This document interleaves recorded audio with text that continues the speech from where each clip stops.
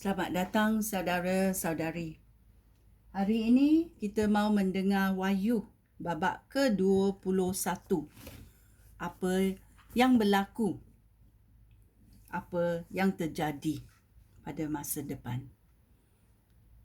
Kemudian, aku nampak langit baru dan bumi baru. Langit pertama dan bumi pertama tidak ada lagi. Dan laut pun lenyap. Aku nampak kota suci itu, Yerusalem baru, turun dari syurga daripada Allah. Kota itu sudah disiapkan seperti pengantin perempuan yang telah berhias untuk menemui suaminya. Aku mendengar suara lantang berseru dari takhta itu. Sekarang, Allah tinggal bersama-sama manusia. Dia akan hidup bersama-sama mereka dan mereka akan menjadi umatnya. Allah sendiri akan tinggal bersama-sama mereka dan menjadi Allah mereka. Dia akan menyapu air mata mereka. Kematian akan tiada lagi. Demikian juga kesedihan, tangisan, dan kesakitan tiada lagi. Perkara-perkara lama sudah lenyap. Kemudian, dia yang duduk di atas takhta itu berkata, "Sekarang aku menjadikan semuanya baru."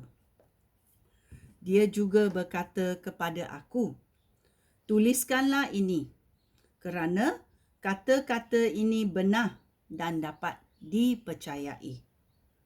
Dia berkata, "Sudah selesai. Akulah yang pertama dan akulah yang terakhir. Akulah Tuhan dari permulaan sampai penghabisan.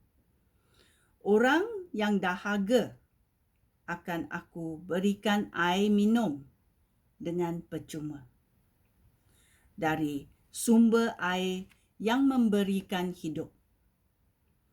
Sesiapa yang menang akan menerima hak itu daripada aku. Aku akan menjadi Allahnya dan dia akan menjadi anak aku. Amin. Ayat 8. Tetapi pengecut, pengkhianat, orang yang melakukan perbuatan cabul, pembunuh, orang yang lucah, orang yang mengamalkan ilmu gaib, penyembah berhala, dan semua pendusta akan dibuang ke dalam lautan api dan belerang yang bernyala-nyala, iaitu kematian tahap kedua. Yerusalem baru, ayat 9. Satu daripada 7 malaikat yang mempunyai 7 buah mangkuk yang penuh dengan 7 bencana terakhir itu datang kepada aku dan berkata, "Marilah, aku akan menunjukkan pengantin perempuan kepada kamu, iaitu isteri anak domba. Roh Allah menguasai aku, dan malaikat itu membawa aku ke puncak gunung yang sangat tinggi. Dia menunjukkan Yerusalem kepada aku, kota suci itu yang turun dari syurga daripada Allah, dengan semarak kemuliaan Allah. Kota itu berkilauan seperti batu permata, seperti batu jasper yang hening seperti kristal. Kota itu bertembok tinggi, besar, dengan 12 buah pintu gerbang dan dijaga oleh 12 malaikat. Pada pintu-pintu gerbang itu tertulis nama 12 suku Israel. Pada setiap sisi terdapat 3 buah pintu gerbang. 3 di sebelah timur, 3 di sebelah selatan, 3 di sebelah utara dan 3 di sebelah barat. Tembok kota itu dibina di atas 12 buah batu asas. Pada setiap batu asas tertulis nama 12 orang rasul, anak domba itu. Malaikat yang berkata kepada aku mempunyai sebatang pengukur daripada emas untuk mengukur kota itu, pintu-pintu gerbangnya dan temboknya. Kota itu berbentuk 4 persegi, panjang dan lebarnya sama.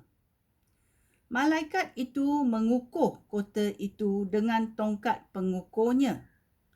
Panjangnya 2,400 kilometer. Lebar dan tingginya sama dengan panjangnya.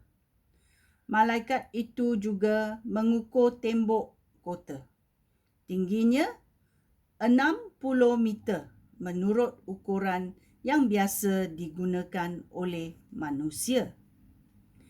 Tembok kota itu dibuat daripada batu jasper, sedangkan kota itu sendiri dibuat daripada emas tulin, hening seperti kaca. Batu-batu asas tembok kota itu dihiasi berbagai-bagai batu permata. Batu asas yang pertama, batu jasper. Yang kedua, batu nilam. Yang ketiga, batu akik. Yang keempat, batu zamrud. Yang kelima, batu onyx. Yang keenam, batu sardis. Yang ketujuh, batu korza kuning. Yang ke-8, batu beryl. Yang ke-9, batu topaz. Yang ke-10, batu chalcedony. Yang ke-11, batu virus.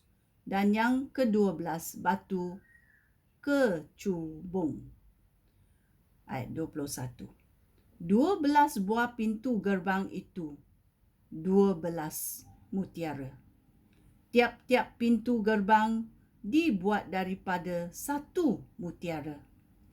Jalan raya kota itu dibuat daripada emas tulin, hening seperti kaca. Ayat 22. Aku tidak nampak rumah ibadat di kota itu, kerana rumah ibadat itu Tuhan Allah yang Maha Kuasa dan Anak Domba. Kota itu tidak memerlukan matahari ataupun bulan untuk menyinarinya, kerana kemuliaan Allah meneranginya dan Anak Domba itu lampunya. Bangsa-bangsa di dunia akan hidup dalam cahayanya, dan raja-raja dunia pun akan membawa kekayaan mereka ke dalam kota itu. Pintu gerbang kota itu akan terbuka sepanjang hari. Pintu gerbang kota tidak akan ditutup kerana tidak ada malam di situ. Kebesaran dan kekayaan bangsa-bangsa akan dibawa ke dalam kota itu. Tetapi segala sesuatu yang najis tidak akan masuk ke kota itu. Demikian juga orang yang melakukan perkara-perkara memalukan dan orang yang berdusta tidak akan masuk ke kota itu. Hanya orang yang nama mereka tertulis di dalam kitab orang hidup yang dimiliki oleh Anak Domba akan masuk ke kota itu. Ini adalah wahyu babak ke-21. Kita tengok saiz Jerusalem baru, iaitu panjangnya 2,400 kilometer, lebar dan tinggi sama dengan panjangnya. Ini adalah Yerusalem baru yang datang dari syurga.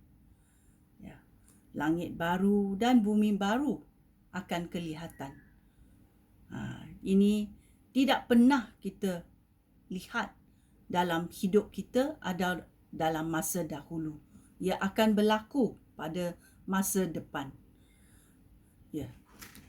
Ini adalah berita baik yang dikurniakan oleh Allah kepada kita. Mari kita bersedia. Dalam nama Yesus, amin.